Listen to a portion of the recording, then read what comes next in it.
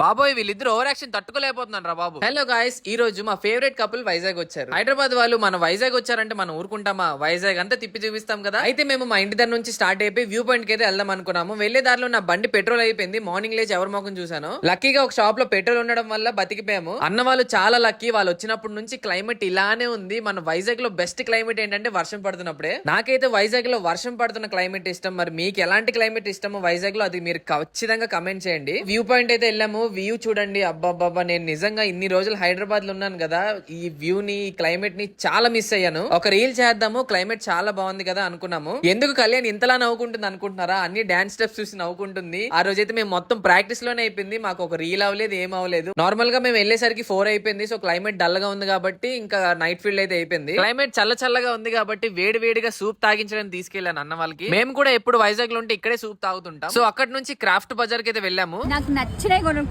నన్ను ఎవరైనా ఆపినారనుకో, ఒక్కొక్కడికి నెక్స్ట్ బర్త్డే ఉండదు. నేను ఆపుతా.